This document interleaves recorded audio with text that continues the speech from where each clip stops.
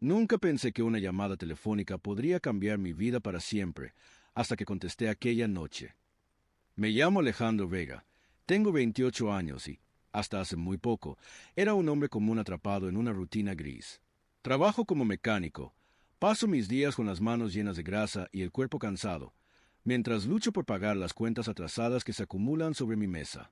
Vivo en un apartamento pequeño y oscuro, en un barrio donde la esperanza se marchitó hace mucho tiempo.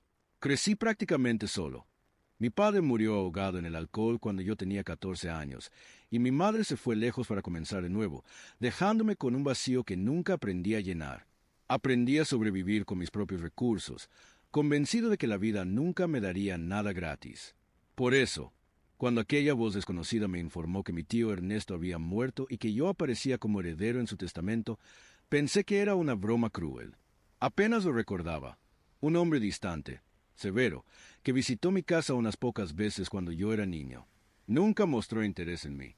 Sin embargo, según el abogado, me había dejado una herencia incalculable, una mansión familiar, objetos valiosos, sobre todo, un misterio. El abogado explicó las condiciones. Para reclamar la herencia debía pasar 3 noches enteras dentro de la mansión, sin salir y sin permitir la entrada de nadie. Si cumplía esa prueba, todo sería mío. Me reí incrédulo. ¿Quién inventa semejante locura? Pero después miré mi vida, el alquiler atrasado, el taller que apenas me pagaba lo suficiente para sobrevivir, mi futuro marchito.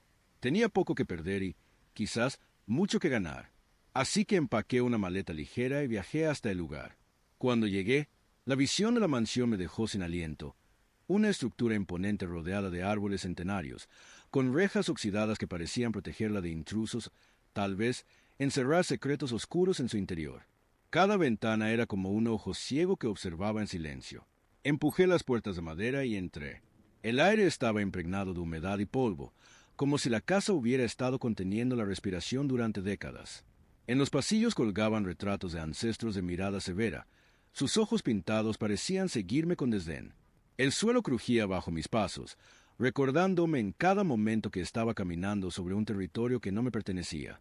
La primera noche transcurrió entre ruidos extraños. Puertas que se cerraban solas, susurros del viento filtrándose por las grietas, y esa sensación permanente de ser observado. Me repetí una y otra vez que era mi imaginación. Son solo 3 noches, me decía, aguanta.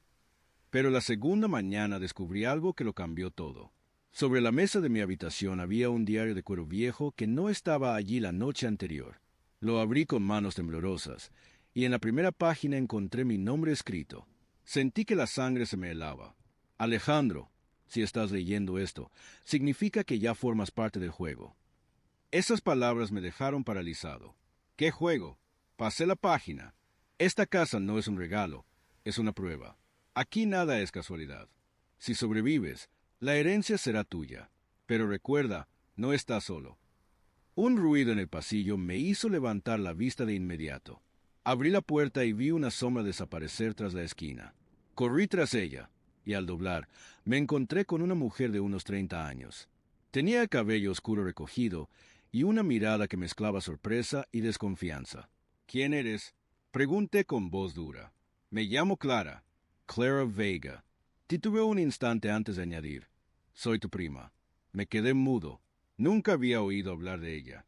Dijo que también había recibido la misma llamada, con las mismas condiciones. Desconfié de inmediato. ¿Era cierto o era parte de la trampa de la mansión? El diario confirmaba lo que ella decía. No estaba solo en esta prueba. Esa noche apenas dormimos. Escuchábamos pasos, golpes secos, incluso murmullos detrás de las paredes. A veces creía sentir una respiración detrás de mí, aunque al girarme no había nada. La tercera mañana, encontramos una nota en el comedor, escrita con la misma letra del diario. Uno de ustedes no saldrá de aquí. Clara Paladesio. Yo intenté mantener la calma, pero por dentro sentía que la casa estaba jugando con nosotros. Revisamos habitaciones cerradas. Encontramos retratos de mi tío con frases grabadas en los marcos como «La verdad siempre se paga con sangre». Todo parecía diseñado para quebrar nuestra cordura. Esa noche, la última, comenzó con una tormenta. La luz se cortó y la mansión quedó sumida en la oscuridad. Busqué a Clara, pero había desaparecido.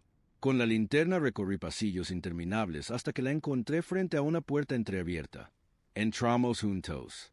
Era un despacho secreto, lleno de libros antiguos y papeles amarillentos. En el centro, un cofre abierto contenía documentos y una carta dirigida a mí. La abrí con nerviosismo. Alejandro, si lees esto, significa que enfrentaste tus miedos. La verdadera herencia no es la mansión y el dinero, sino la verdad. Nunca confíes en la sangre, porque la sangre también traiciona. Solo uno podrá salir de aquí. Levant la vista, Y6 Clara. Tenía en la mano un cuchillo brillante. Sus ojos estaban fríos. Lo siento, primo, susurró. Pero la herencia será mía.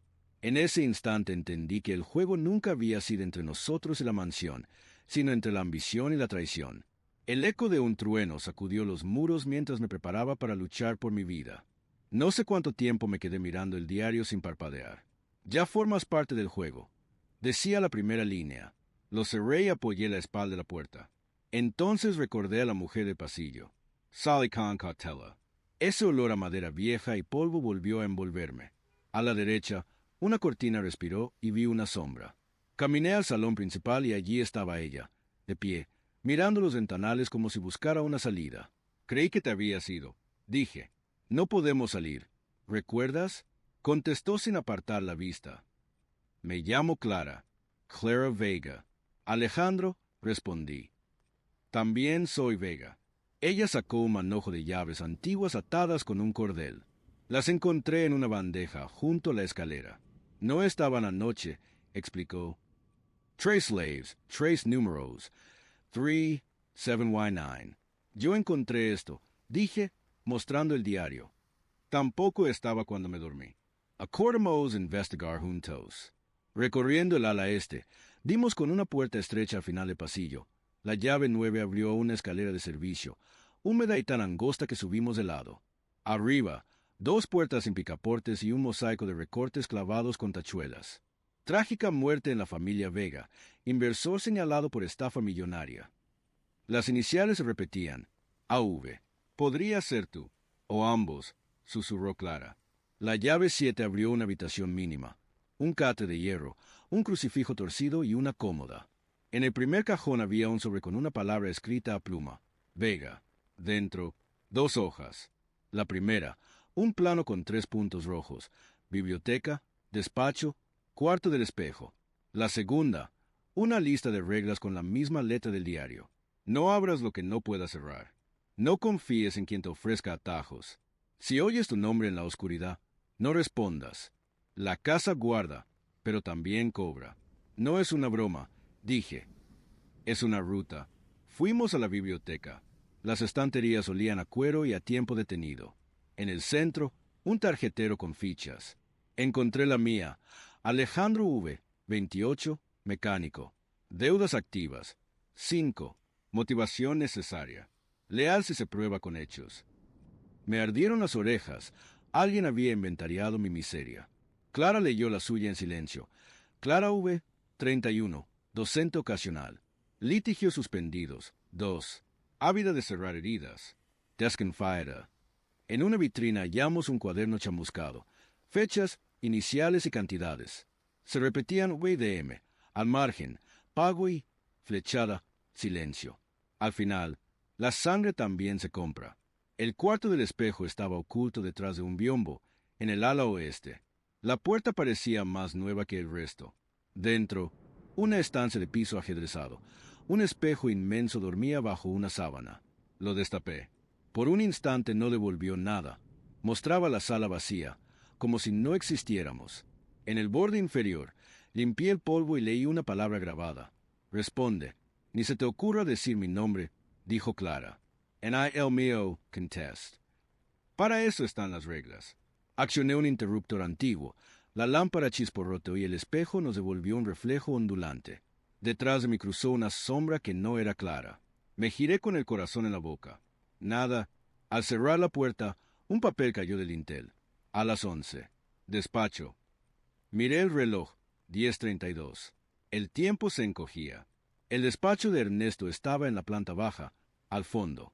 El picaporte giró sin resistencia.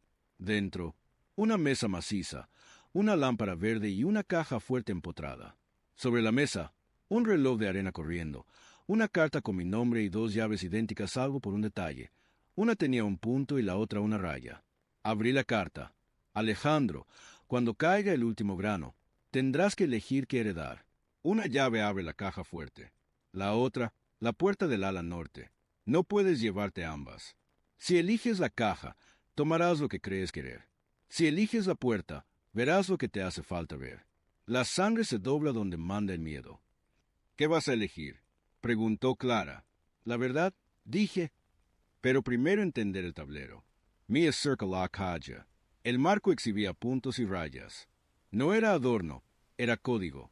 Record Ernesto, radio aficionado. Traduciendo, compuse giré la rueda siguiendo la secuencia. El mecanismo se dio. Dentro, sobres con lacre, libretas, un bastón de plata y una fotografía. Mi tío joven, una mujer desconocida y un bebé. Detrás. Para, cuando pueda entender. Abrí un sobre con mis iniciales. Un cheque extranjero con una cifra que me mordió la ambición. Podía comprarme una vida nueva. Eso es lo que crees que quieres, dijo Clara. Pero esta casa no regala nada.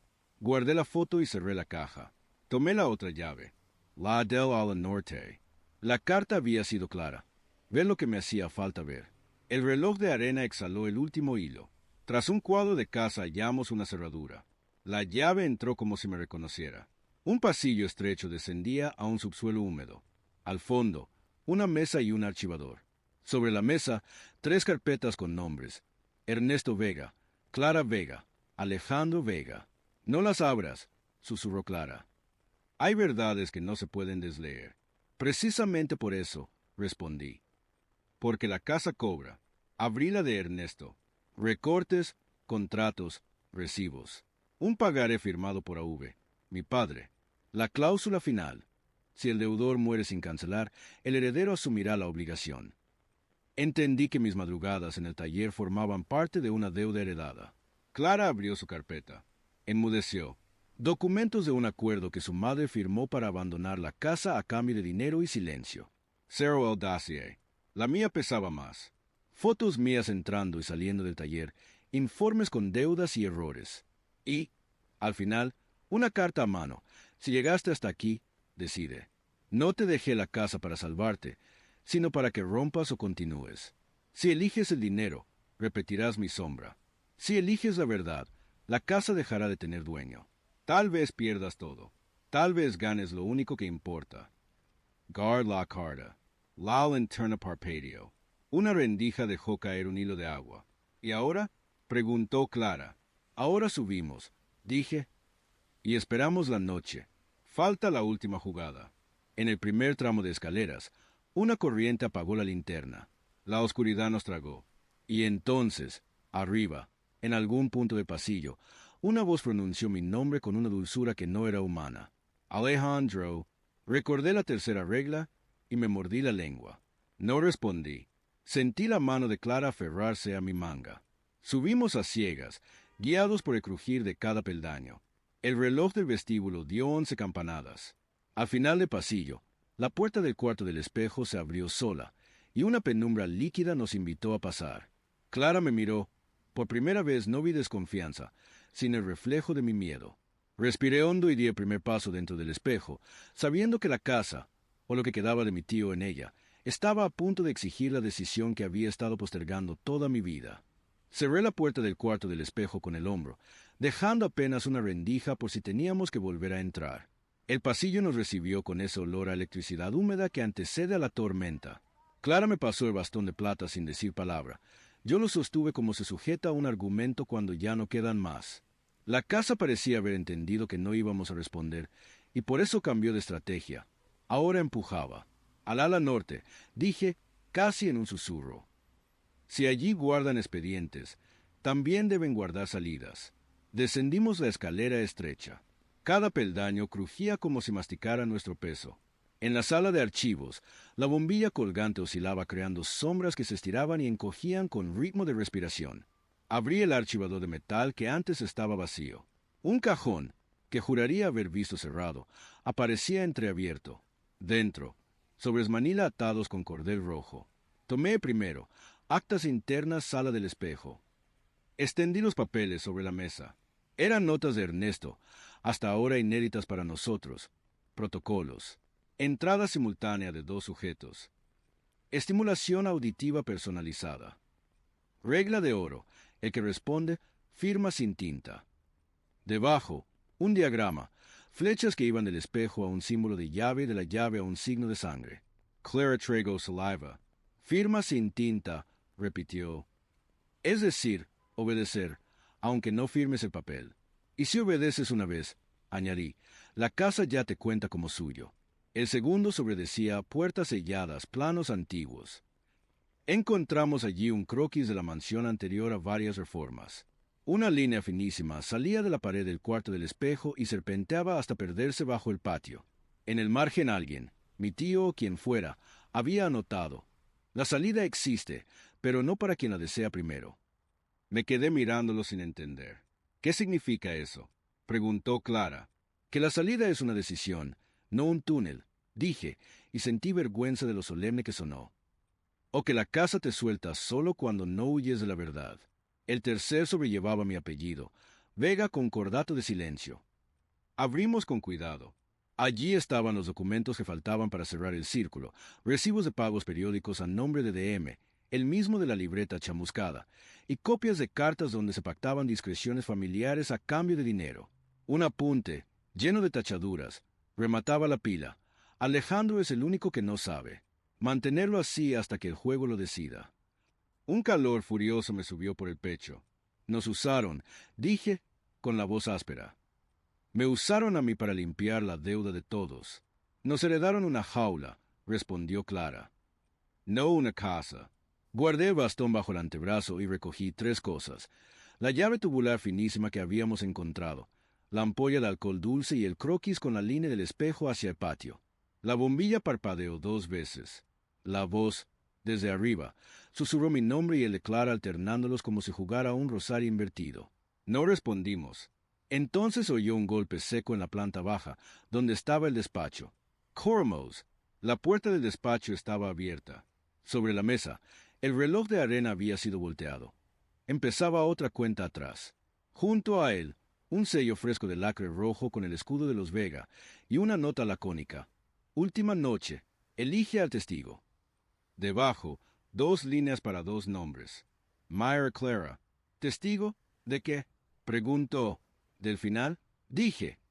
De lo que hacemos cuando nadie más mira. La lámpara verde, que antes daba una luz de biblioteca, ahora parecía el foco de un interrogatorio. Abrí la caja fuerte nuevamente. Seguía llena, impasible, ofreciendo riqueza como una trampa dulce. Metí la foto del bebé y de la mujer en el bolsillo interior del abrigo, junto a la carta a mano que me había dejado Ernesto. Dejé el cheque dentro. No iba a tentarme otra vez. ¿Y si el testigo es quien se queda para contar lo que pasó? Aventuró Clara. ¿O quién tiene el valor de mirar cuando sea incómodo? La casa respondió a nuestra especulación con un silbido de viento empujando las ventanas, aunque no había rendijas. Apreté los dientes. Volvimos al pasillo. La sombra de los retratos se había alargado. Los antepasados parecían ahora mirar hacia donde íbamos, no hacia nosotros. Me dieron ganas de insultarlos uno por uno. En el rellano, algo cambió. La puerta frente a la escalera de servicio, que siempre había estado hinchada, cedió. Empujé de nuevo y se abrió con un estertor de madera. Detrás había un cuarto pequeño con paredes desnudas, sin cuadros ni alfombras, solo una mesa de carpintero y una caja de herramientas antigua. Sobre el banco, una cerradura desmontada idéntica a la del cuarto del espejo. Había planos, tornillos, un juego de limas y, dentro de un frasco, un juego de pasadores marcados con letras. A, V, E, C. Mi piel se erizó. Avec susurró Clara. Lo del espejo. Dije, con alguien, con otro, con la casa. Observe la cerradura desmontada. Tenía un alojamiento para una llave tubular finísima. Saqué la que llevábamos. Encajaba. La giré apenas, sin forzar. La pieza interna emitió un clic casi íntimo, como un hueso recolocado. El mecanismo tenía un segundo punto de giro, más profundo, invisible desde fuera. Comprendí. La cerradura del espejo tenía 2 etapas. Una abría la sala, la otra lo que había detrás. No es solo un espejo, dije. Es una puerta reversible. Entre el que responde, sale el que nombra. Claremy Morose en Parpedier. ¿Nombrar? ¿Qué? Lo que te encadena, respondí, recordando el papel del sobre. Pero con tu voz, no con la de la casa. Decidimos volver al cuarto del espejo antes de que la casa cambiara otra vez el laberinto. Subimos con el pulso a golpes. El espejo nos recibió con un reflejo nítido, como si nos estuviera esperando. La palabra responde seguía grabada, pero al lado, apenas visible, otra palabra parecía si inclinabas la cabeza. Nómbrate. La llave, pidió Clara. Mi es cerca un marco inferior. Busqué, con las yemas, una hendidura del tamaño de la llave tubular. La encontré en la moldura, escondida bajo una flor de madera. Introduje la llave y giré al primer clic. El vidrio vibró. Giré un poco más, hasta el segundo clic. El espejo se despegó de la pared con un suspiro, como si la casa hubiera contenido la respiración durante años y ahora la soltara. Detrás apareció un hueco negro, un corredor estrecho que olía a yeso húmedo y a algo antiguo, medicinal. Del fondo llegó un murmullo que no era voz y, sin embargo, decía cosas. Sentí el impulso de echar a correr. No lo hice. Antes de entrar, dije, hagámoslo. Clara asintió, como si supiera a qué me refería. Me coloqué frente al espejo, aún entreabierto, y hablé en voz clara, más para mí que para el vidrio. Me llamo Alejandro Vega. No soy la deuda de mi padre. No soy el silencio comprado de esta casa. No respondo a voces viejas. Me nombro con mi vida, no con su miedo. La superficie del espejo se onduló una vez, como piel bajo agua. Clara respiró hondo y, con un pulso que apenas temblaba, dijo, me llamo Clara Vega. No soy la hija del secreto de mi madre. No soy la herida que heredé. No respondo a su llamada. Me nombro para salir con lo que me queda. El vidrio se aclaró de golpe. Las letras empañadas se borraron. Del hueco detrás del espejo sopló un aire más frío, pero limpio. La casa había escuchado. O, al menos, había tomado nota. Ahora sí, dije, entramos. El corredor era tan estrecho que avanzábamos de perfil. A unos pasos, una rejilla dejó pasar una luz alta de luna. A través de ella vimos el patio, empedrado, con un pozo cubierto por una tapa de hierro. En el borde del pozo, un medallón con el escudo familiar y las 4 letras de siempre. Avec, Gabada Onanillo. ¿La salida? Preguntó Clara. O la prueba final, respondí. Ernesto no dejaría un camino sin un precio. La llave tubular también encajaba en la tapa del pozo. La Gyre. Un mecanismo hizo bajar la tapa con un gemido, revelando una escalera de hierro. Un aire frío y muy seco subía desde abajo, como de sala sellada durante décadas. Bajamos despacio, contando los peldaños, hasta un cuarto circular de piedra. En el centro, un pedestal con 2 palancas de bronce y una placa. El que responde, cierra. El que se nombra, abre, pero no ambos. Me quedé mirando las palancas sin comprender del todo. Cada una tenía una inicial. Ahí se Alejandro. Clara, quiere que uno abra y el otro cierre, dijo ella. Quiere separarnos. ¿O quiere que confiemos? Contesté. Que uno confíe en que el otro no lo abandonará en la oscuridad. Nos miramos en silencio. La casa vibró a nuestro alrededor, esperando. Yo sentí, por primera vez desde que había llegado, que el miedo y la lucidez podían convivir en el mismo latido. Yo abro, dije al fin. Y tú cierras. Si la casa quiere un sacrificio, que aprenda que con nosotros no negocia sola. Clara apretó los labios, y en sus ojos vi una mezcla de terror y respeto. De acuerdo, susurró. A la cuenta de 3. Apoyé la mano en la palanca. Ella hizo lo mismo con las que contamos en voz baja, a la vez como cuando saltas y confías en que el otro también lo hará. 1, 2, 3. Tiramos. La piedra bajo nuestros pies tembló. Arriba, oí un cerrojo gigantesco desplazarse en las entrañas de la casa. Un golpe de aire subió por la escalera. La luz de la rejilla se volvió más clara, como si el cielo se hubiera abierto. Y entonces, en el hueco del espejo, arriba, alguien, o algo, pronunció mi nombre con mi propia voz, perfecta, exacta, tan mía que por un instante olvidé todo. Alejandro, respire hondo, record la regla. Me mordí la lengua. No respondí, pero, a mi lado, La voz cambió. Dijo Clara. Y en esa sí, por un segundo, oí el tono preciso de una madre que vuelve. Sentí el brazo de Clara tensarse. La vi cerrar los ojos. El pozo vibró. La casa aguardó. Contenida, el mínimo hilo de una sílaba. Y la tercera campanada, no supe de dónde, atravesó la piedra como un latigazo. La tercera noche empezó con un silencio raro, más pesado que la tormenta que se veía venir por las ventanas. Clara y yo volvimos al vestíbulo. La casa parecía distinta, como si nos estuviera midiendo. Cada paso retumbaba más de lo normal. El reloj marcó la 1 de la madrugada. Entonces se escuchó un portazo arriba.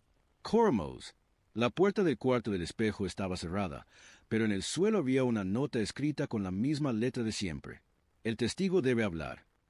Ya basta de juegos, dije, rompiendo el papel en dos. ¿Y si es cierto? ¿Y si uno de los dos tiene que quedarse? Preguntó Clara. No supe qué responder. Entramos de nuevo al cuarto del espejo. Esta vez no hubo rendija de luz ni mensajes ocultos. Solo nuestro reflejo, mirándonos con una calma inquietante. En el vidrio, poco a poco, apareció una frase empañada. El que nombra vive. L.K. Calaherrera. Nos quiere enfrentar, dijo Clara, apretando el bastón. O quiere que uno se sacrifique, añadí. Nos quedamos en silencio. El aire se volvió insoportable. Entonces decidí hablar. Mi nombre es Alejandro Vega. No soy la deuda de nadie. No soy el silencio de esta casa. El espejo se estremeció. Una grieta fina cruzó el vidrio de arriba a abajo. Clara me miró con los ojos húmedos. «Si seos tú, susurró, mi cuderio». «No», respondí. Salimos juntos, o la casa se queda vacía. Golpeé la grieta con el bastón. El espejo se quebró en 1000 pedazos y, tras él, apareció un pasillo iluminado por la luz de la luna. Avanzamos sin mirar atrás. Cuando cruzamos la reja de hierro, el amanecer ya asomaba.